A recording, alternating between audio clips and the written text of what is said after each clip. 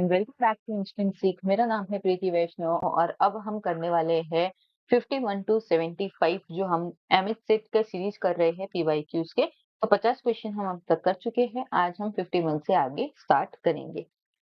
Class शुरू करने से पहले टेलीग्राम पे जरूर से जुड़ जाइए। वहां पे आपको क्लास के पीडीएफ फॉर्मेट में आपको ये सारी चीजें वहां पे अवेलेबल की जाएगी। तो हमारा 51 जो क्वेश्चन है that is which one of the following mathas, जिसको मोनेस्ट्रीज भी बोला जाता है, was not founded by Shankaracharya. Okay, so कौन से ऐसे मठा है इसमें से चार में से ओके जो शंकराचार्य जी ने फॉर्म नहीं किया है, उन्होंने फाउंड नहीं किया है। ओके, सो इसका करेक्ट आंसर है आपका option number C, Kedarnath. Okay, so Kedarnath का जो मठ है वो शंकराचार्य जी ने फाउंड नहीं किया है। ठीक है, तो थोड़ा सा देख लेते हैं कि कौन से चार मठ ऐसे हैं जो आदि शंकराचार्य जी ने फाउंड किए हैं। ठीक है, so Jyotirmath, okay, located in Jyotirmath, that is gateway to Badrinath, Uttarakhand में है ये। Okay, then Sringeri Sringeri Sharada Peetham, located in Chikmagalur, Karnataka. Okay, then है आपका Dwarka Sharada Peetham, okay, located in Dwarka, Gujarat. And last है आपका Govardhan Matha, okay, located in Puri, Odisha. ठीक है, तो ये कुछ चार मठ है जो शंकराचार्य जी ने फाउंड किया है।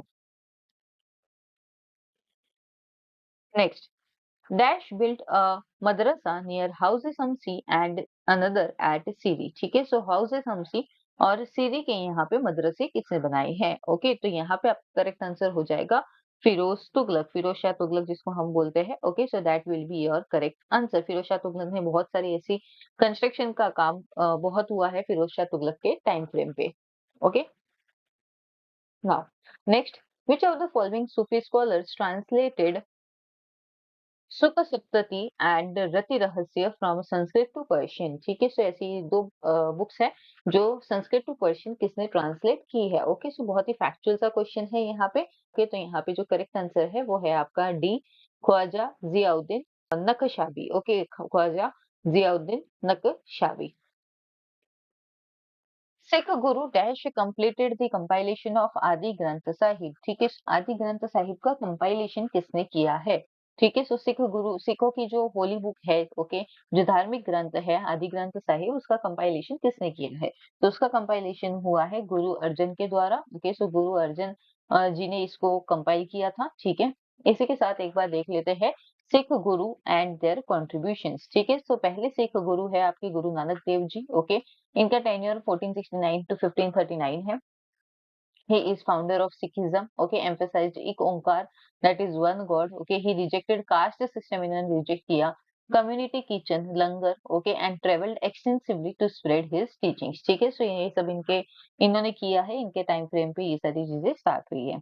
फिर इनके शिष्य गुरु अंगद देव जी। ठीक है, सो ही इंट्रोड्यूस्ड गुरुमुखी स्क्रिप्ट। ठीक है, ये बहुत ही इंपॉर्टेंट है कि किसका क्या कंट्रीब्यूशन रहा है। ठीक है, promoted education, strengthened langar system, okay, and emphasized physical fitness। ठीक है, ये फिजिकल फिटनेस होने भी बहुत ज्यादा जरूरी है।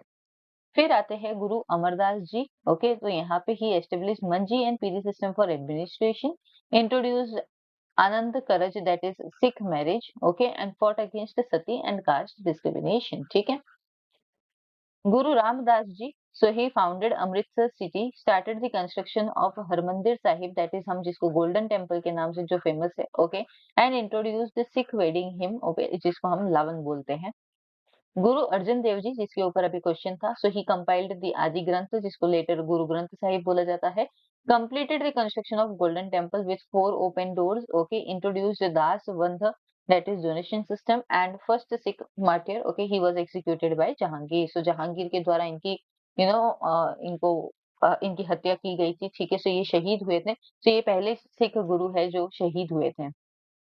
Okay, Guru Hargobind ji, okay, so he introduced again Miri Piri concept, okay, spiritual and temporal authority, established Akal Takht, armed Sikh for self defence. ठीक है, सो इन्होंने अकाल तख्त की स्थापना की एंड आर्म्ड मतलब इन्होंने एक ये कि भाई हमें रेजिस्टेंस करना चाहिए। Okay, Guru Har Rai ji promoted herbal medicine, continued military traditions, sheltered Dara Shikoh who was Mughal prince. ठीक है, सब दारा शिको कौन है, सो दारा शिको शाहजहां के सबसे बड़े बेटे हैं। ठीक है, औरंगजेब के भाई है, तो इनको इन्होंने यहाँ पे पनाह दी थी, शेल्टर यहाँ पे इन्होंने दी थी। Guru Harkishan ji, okay, so he helped people during small pox epidemics in Delhi, ठीक है, स्मॉल पॉक्स आपको पता ही होगा, छोटे छोटे जो दाने निकल जाते हैं बच्चों को, उसको स्मॉल पॉक्स बोलते हैं। Youngest guru at age 5, okay, and he sacrificed his life for humanity, ठीक है, सो ये आपकी यंगेस्ट गुरु भी है, 5 साल के थे तब इनको गुरु बनाया गया था। Guru Tegh Bahadur ji, okay, so he opposed force conversion by Aurangzeb, ठीक है, सो औरंगजेब ने यहाँ पे इनको कन्वर्ट करने की कोशिश की, okay, sacrificed life for religion and freedom and founded Anandpur Sahib, ठीक है, सो इन्होंने भी अपनी लाइफ अपने रिलीजन रिलीजियस फ्रीडम के लिए इनको इन्होंने दी, ठीक है, इनको नहीं पसंद था कि कोई किसी के धर्म में क्यों इंटरफेयर करेगा, okay, so that was the case. And then आपके लास्ट एंड 10th गुरु है Guru Gobind Singh ji, okay, so he created Khalsa in 1699, that is a proper armed resistance under Sikhism, okay, he introduced 5 Ks, okay, that is kanga, kachha, kirpan, है ना, वो swords वगैरह जो भी 5 cage इन्होंने introduce किए यहाँ पे, रोट दसम ग्रंथ, okay, fought against Mughal operation and declared Guru Granth Sahib as eternal Guru of Sikh, ठीक है, इन्होंने बोला कि मेरे बाद कोई गुरु नहीं बनेगा, अब सिर्फ गुरु ग्रंथ साहिब जो इनकी बुक है, धार्मिक किताब है, ठीक है, उसी को गुरु माना जाएगा और उसी की जो उसमें दी हुई है चीजें वो फॉलो की जाएगी। तो ये थे आपके 10 Sikh gurus. Next coming to a new class of nobility called Shamsi nobles was created by dash, ठीक है, थोड़ा सा ट्रिकी किया है इन्होंने, बाकी कोई इतना डिफिकल्ट नहीं है, ठीक है, आपने शमशुद्दीन इल्तुतमिश के बारे में सुना होगा, ठीक है, सो ऑफ कोर्स इल्तुतमिश ही इसका आंसर हो जाएगा, ओके, सो इल्तुतमिश ने शमशी नोबल्स, जिसको हम तुर्क चहलगानी, ठीक है, या चालीसा दल भी जिसको बोला जाता है, कॉप ऑफ 40 या ग्रुप ऑफ 40 भी जिसको बोला जाता है, सारी एक ही चीज है, ठीक है, उसी का दूसरा नाम शमसी नोबल्स भी है, तो ये इल्तुतमिश ने एस्टेब्लिश की थी। In medieval India, women were not usually involved in which of the following professions? ठीक है, सो मेडिवल इंडिया मध्यकालीन युग के समय पे वुमेन्स इसमें से कौन से प्रोफेशन में इन्वॉल्व नहीं थी, ठीक है, सो हॉकिंग मिल्क एंड घी, माने कि मिल्क एंड घी को बेचना, ओके, बिल्डिंग कंस्ट्रक्शन, बांधकाम का काम करना, कॉर्न मिलिंग करना, ओके, और स्क्राइब, सो एक यहाँ पे एकदम ऑब्वियस सा आंसर हो गया कि पढ़ाई लिखाई का एक हमने देखा है कि वुमेन्स की डाउनफॉल की जब बात होती है तो वो पढ़ाई लिखाई के रिलेटेड ही होती है, तो यहाँ पे आपका scribe will be your correct answer कि यहाँ पे womens were not involve in scribe वाला काम, माने कि लिखने वाला जो काम है उसमें womens were not involve. In medieval India, dash industry employed the largest number of people after agriculture, ठीक है, so एग्रीकल्चर के बाद, भारत एक कृषि प्रधान देश है, ठीक है, सो कृषि के बाद कौन सी ऐसी इंडस्ट्री है जहाँ पे लार्जेस्ट नंबर ऑफ लोग काम कर रहे थे, सबसे ज्यादा लोग काम कर रहे थे, ठीक है, so that would be your textile industry. Bharat हमेशा से अपने कपड़े की इंडस्ट्री के लिए जाना जाता है, ठीक है, सो इसी के लिए टेक्सटाइल आपकी यहाँ पे करेक्ट आंसर आपका हो जाएगा।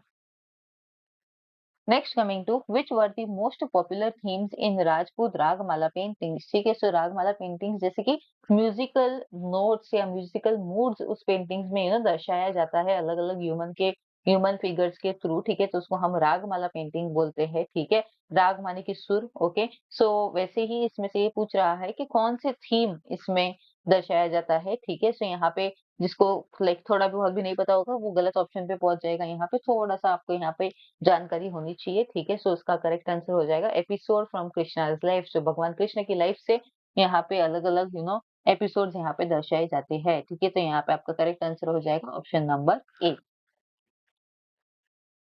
मदद Maash were given to dash, ठीक है, सो मदद मार्श ये किसको दिया जाता था, ठीक है, सो मदर मार्श ये जो है ये दिया जाता था सूफीज एंड लर्नड पर्सन्स को, ठीक है, मतलब इनको कुछ अमाउंट इनको दी जाती थी for their purpose, okay, so Sufis and learned persons को ये मदद मार्श दिया जाता था।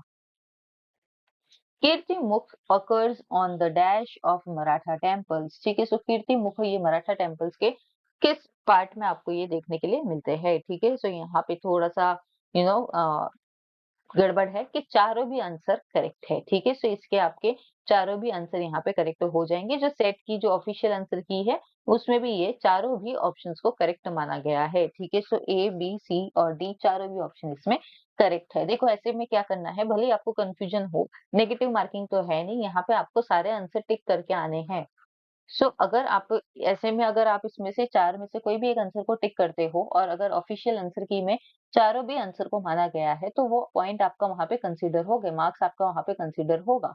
बट अगर आपने इसको स्किप कर दिया है, आपने अटेम्प्ट ही नहीं किया है, तो आपका यहाँ पे मार्क्स कंसीडर नहीं किया जाएगा, ठीक है? आपको पेपर पूरा अटेम्प्ट करना है, इस चीज़ का ध्यान रखना है। डोर फ्रेम्स पे भी होता है कीर्तिमुख, पिलर्स, आउटर वॉल्स, शिखर सबके ऊपर कीर्तिमुख आपको देखने के लिए मिल जाते हैं। नेक्स्ट मॉडर्न इंडिया से कुछ क्वेश्चंस है अभी यहाँ पे आपके पास। Okay, so which was the only European country that did not prohibit or impose heavy duties on the import of Indian cotton goods? ठीक है, इंडियन कॉटन गुड्स की जो इम्पोर्ट हुआ करते थे, मतलब हमारे यहाँ से जाएंगे और उनके वहां पे जाएगा, तो वहां पे हेवी ड्यूटीज कौन नहीं लगाया करता था, इसमें से कौन सी कंट्री है जो हेवी ड्यूटीज नहीं लगाती थी? तो वो हो जाएगी आपकी option number C, Holland. Okay, Holland ऐसी कंट्री है जो हेवी ड्यूटीज इम्पोज नहीं किया करती थी भारतीय कॉटन गुड्स के ऊपर।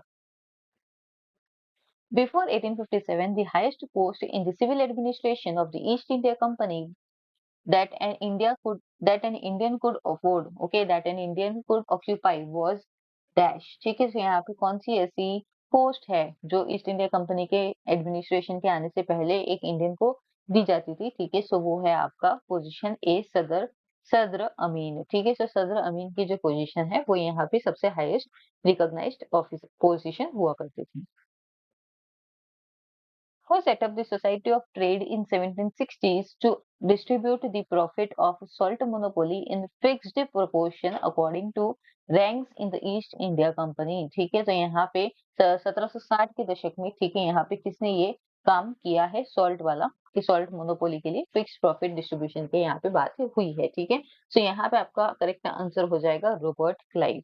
ठीक है, रॉबर्ट क्लाइव ऐसे व्यक्ति थे जिन्होंने ये सोसाइटी ऑफ ट्रेड सेटअप किया है। Option number A will be your correct option.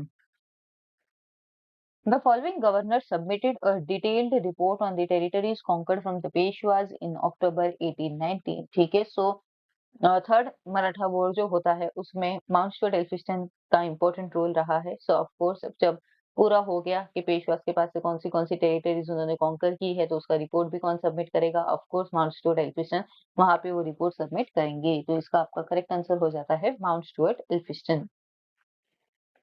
The Gorkha War from 1814 to 1816 and Maratha War 1818 were fought in the tenure of the Governor General named Dash।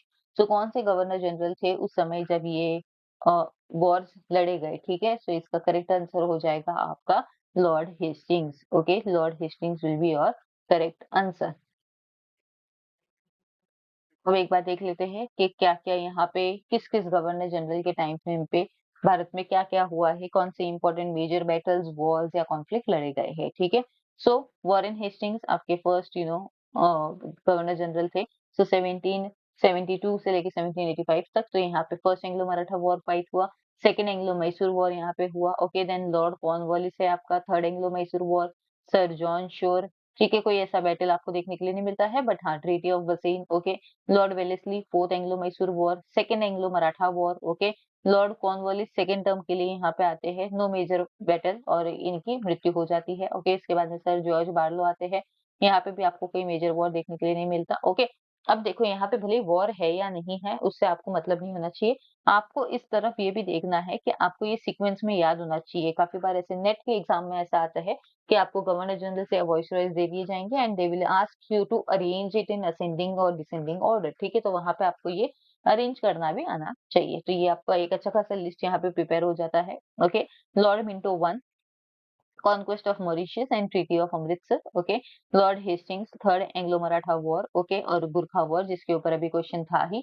ठीक है, okay, यही question अभी हमने देखा है ना कि कौन से टाइम फ्रेम पे ये हुआ था। ठीक है, ये आपको यहाँ पे ध्यान देना है। अगर आपको ये इतना याद नहीं रहेगा, of course it is not possible कि ये सब आप पढ़ लो, तो एटलीस्ट आपको ये दो चीजें, गवर्नर जनरल या वॉइसरॉय और उनका टेन्योर। ठीक है, अगर यहाँ पे आपको टेन्योर भी पता हो कि 1813 से लेके 1823 तक लॉर्ड हेस्टिंग्स थे, ठीक है, तो ऑटोमेटिकली आप यहाँ पे आंसर निकाल लोगे। ठीक है, Lord Amherst, okay, first Anglo Burmese war. Okay, Lord William Bentinck, कोई मेजर वॉर नहीं है as such. Lord Auckland, first Anglo Afghan war. Okay, Lord Ellenborough, यहाँ पे end of first Anglo Afghan war and Gwalior campaign. Lord Harding won Anglo-Sikh War, okay, first Anglo-Sikh War. Lord Dalhousie, second Anglo-Sikh War, okay. Lord Canning, revolt of 1857, बहुत ही important है. Then Lord Elgin, okay, no major war as such. Then sir John Lawrence, okay, Bhutan war यहाँ पे आपको देखने के लिए मिलता है. एक्चुअली यहाँ से कैनिंग के बाद से ये वॉइसरॉयज है, ओके. सो लॉर्ड कैनिंग आपके आखिरी गवर्नर जनरल और पहले वॉइसरॉय थे, और यहाँ से लॉर्ड कैनिंग के बाद ये सारे आपके वॉइसरॉयज है, okay. Then Lord Mayo, so 1869 से लेके 1872 no as such war, okay, इनका मर्डर हो जाता है, assassinated, okay. Then Lord Northbrook, no major war, okay. Lord Lytton, second Anglo Afghan war. Lord Ripon, okay, then Lord Dufferin, third Anglo-Burmese War, okay, Lord Lansdowne, okay, so no major war, but he was trying to handle tribal revolts, okay. Lord Elling second, कोई major war नहीं है. Lord Curzon, North West Frontier Wars and Partition of Bengal 1905, okay, very important, 1905 का Bengal partition. Lord Minto second, okay, ऐसे आपको यहाँ कोई war नहीं है. Lord Harding two, okay, second. Delhi Durbar 1911 and world war one started, okay. Then Lord Chelmsford, world war war यहाँ पे भी चल ही रहा था. And third Anglo Afghan war. Lord Reading, okay. Lord Irwin, okay. Simon commission and civil disobedience movement. यहाँ पे भी देखो ऐसे वॉर्स नहीं होने वाले, यहाँ पे आपका इंडिपेंडेंस मूवमेंट यहाँ पे फुल फ्लेज स्टार्ट हो गया है. तो यहाँ पे आपको अलग अलग कमीशन एंड अलग अलग मूवमेंट्स यहाँ पे आपको देखने के लिए मिलेंगे. Then Lord Willingdon, okay. Second round table conference and civil disobedience movement. Lord Linlithgow, Second World War and Quit India Movement. Okay. Then Lord Wavell, World War Second till 1945, and INA trials, okay, and then cabinet mission, and then finally Lord Mountbatten, India's partition, independence and partition 1947. ठीक है, तो ये आपका एकदम comprehensive list है governor general और voice Roy का. ठीक है, तो यहाँ पे आपकी बहुत सारी डिटेल्स यहाँ पे आपका रेडी हो जाती है. Okay. Next, which British agent to the Mughal emperor in Delhi was murdered in 1835? ठीक है, so 1835 में कौन से ब्रिटिश एजेंट का मर्डर हो जाता है, जब वो मुगल एम्परर दिल्ली में वहां पे होते हैं. ठीक है, तो इसका आंसर है आपका William Fraser. Okay, so correct answer will B William Fraser. From amongst the following, which was the first Indian state annexed under the doctrine of lapse? ठीक है, so doctrine of lapse Lord Dalhousie ने introduce किया था. Like introduce तो नहीं, पहले भी था, बट उनके टाइम फ्रेम पे बहुत ज्यादा उसका विस्तार यूज हुआ उसका. ओके, डॉक्ट्रिन ऑफ लैप्स का. तो ये पूछ रहा है कि इसमें से सबसे पहला स्टेट कौन सा था जिसको कैप्चर किया गया या एनेक्स किया गया डॉक्ट्रिन ऑफ लैप्स के थ्रू. ठीक है, सो क्या होता है डॉक्ट्रिन ऑफ लैप्स? अगर आपका खुद का कोई वारिस नहीं है जो आपकी राजगद्दी पे बैठेगा, तो वो स्टेट लॉजिकली ब्रिटिशर्स या ईस्ट इंडिया कंपनी उसको एनेक्स कर लेगी. ठीक है, तो यहाँ पे वही था. तो पहला ऐसा स्टेट जिसको कैप्चर किया वो था सातारा. ओके, सो पहला ऐसा स्टेट जिसको कैप्चर किया डॉक्ट्रिन ऑफ लैप्स के थ्रू वो है सातारा. ठीक है, सो ये एक आपका लिस्ट है कि कब कब कौन सा आपका एनेक्सेशन हुआ है through doctrine of lapse. So Satara 1848, okay. Jaitpur 1849, Sambalpur 1849, okay. Baghat, okay, 1850. Then Udaipur Chhattisgarh में जो है ये छोटा उदयपुर जिसको हम बोलते हैं वो वाला है, ओके, 1852. झांसी 1853, ओके. हमें यहाँ पे पता है कि रानी लक्ष्मीबाई के एक अडॉप्टेड सन दामोदर थे, बट उनका उनको एक्सेप्ट नहीं किया जाता है, ओके, और उनका ले लिया जाता है. देन नागपुर यहाँ पे भी 1854. तो ये आपका एक लिस्ट है जहाँ पे आपको ये बताया गया है कि कौन सी टेरिटरीज डॉक्ट्रिन ऑफ लैप्स के थ्रू एनेक्स किए गए थे. In which year was the province of Orissa created by carving out portions from Bihar, Madras and the central provinces? ठीक है, so ओडिशा का निर्माण कब हुआ, ओडिशा का जो प्रोविंस है वो कब बना? ठीक है, सो यहाँ पे 1836 इसका करेक्ट आंसर हो जाएगा कि 1836 में ओडिशा का जो प्रोविंस है वो बनाया गया, कुछ पोर्शंस लिए बिहार, मद्रास और सेंट्रल प्रोविंसेस में. ओके, यहाँ पे देख लेते हैं कि कब कब कौन से प्रोविंस का गठन कब कब हुआ है. ठीक है, सो बंगाल 1765 में हुआ है, okay. First province to come under British control after battle of Buxar, okay. Battle of Buxar होता है यहाँ पे, और ऑफिशियली जब दीवानी राइट्स इनको मुगल बादशाह इनको दे देते हैं तब. Then Madras 1785, okay, formed after British expansion in South India. Okay, major centers इनका मद्रास, चेन्नई, आरकोट एंड तंजौर ये जगह थी. ओके, बॉम्बे 1818 जब थर्ड एंग्लो मराठा वॉर हो जाता है उसके बाद में इनके कंट्रोल में आता है. Okay, north western provinces form होता है 1836 में. Okay, created from the territories annexed in Anglo-Maratha War, okay, including present day Uttar Pradesh, excluding Awadh, ठीक है, अवध यहाँ पे अभी नहीं, अवध बाद में वो एनेक्स करते हैं, ठीक है। सो पंजाब 1849 में, okay, annexed after second Anglo Sikh war, okay, and placed under British administration. Then Awadh अभी यहाँ पे हमने देखा 1856 में, okay, annexed under doctrine of lapse just before the revolt of 1857। Central provinces की बात करें तो 1861, okay, formed by merging Nagpur, Sagar and Nerbudda territories after annexation under doctrine of lapse, ठीक है। सो अलग अलग जगहों से लेके उसको इन्होंने बना दिया गया। Then Assam, okay, so Assam 1874 separated from Bengal and made a chief commissioner provinces, okay. Burma, so third Anglo-Burmese war के बाद ये बना। Northwestern frontier provinces, okay, carved out of Punjab for better control of tribal area and later became part of Pakistan जब partition हुआ, ठीक है। Eastern Bengal and Assam, ये आपका partition of Bengal जब होता है 1905 में, ठीक है, तब ये हुआ, लेकिन इसको बाद में abolish भी कर दिया गया, okay। Bihar and Odisha separated from Bengal due to administrative reasons, okay। Then Delhi 1912, okay, made a separate province after the shift of capital from Calcutta to Delhi, ठीक है। सो कलकत्ता से दिल्ली जब इनका कैपिटल शिफ्ट होता है तब बनाया जाता है। Odisha became a separate province separated from Bihar, okay. Then Sindh 1836, ठीक है, अभी अभी हमने ये ओडिशा वाला अभी पढ़ा था, right, and separated from Bombay presidency for administrative efficiency, okay. Then Burma separated from India, ठीक है, became a separate British colony, no longer part of British India, ठीक है। And north western frontier provinces and Baluchistan reorganize उसको किया गया for better military and administrative control, ठीक है। Next question यहाँ पे ये आपको पूछ रहा है, पहले उड़ीसा का पूछा, अभी आपको सिंध का पूछ रहा है, ठीक है। By which of the following acts the province of Sindh was carved out of the Bombay presidency, ठीक है।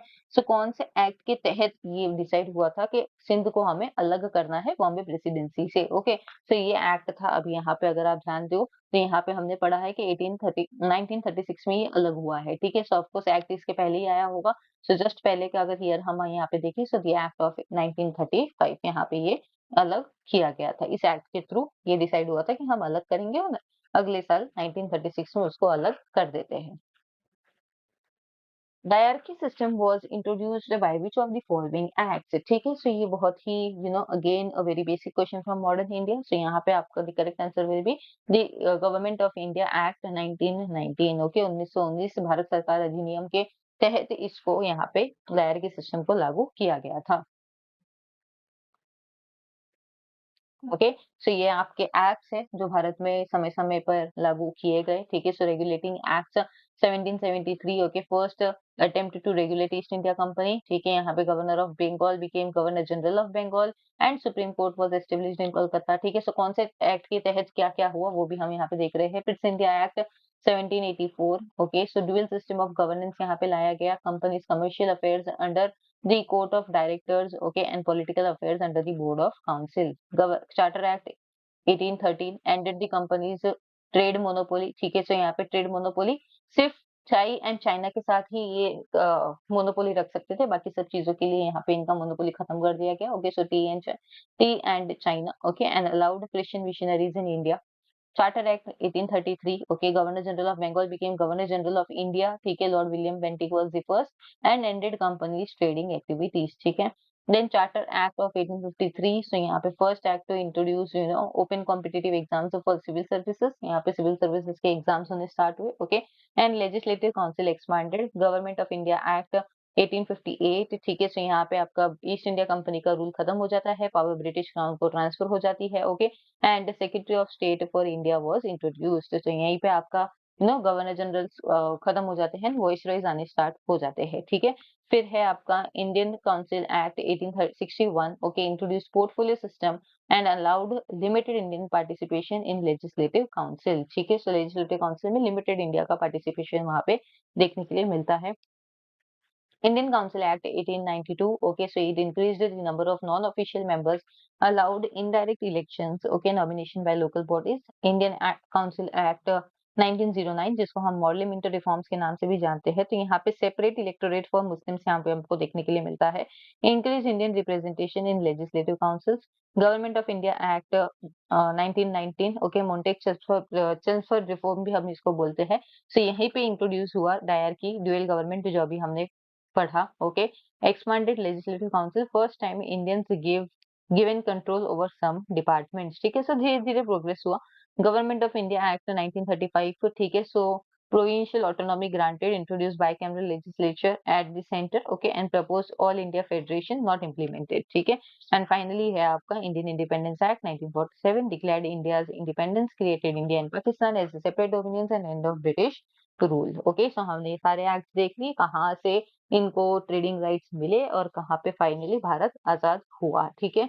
सो शुरू से लेके शुरू तक हमने एंड तक सारे हमने देख लिए हैं।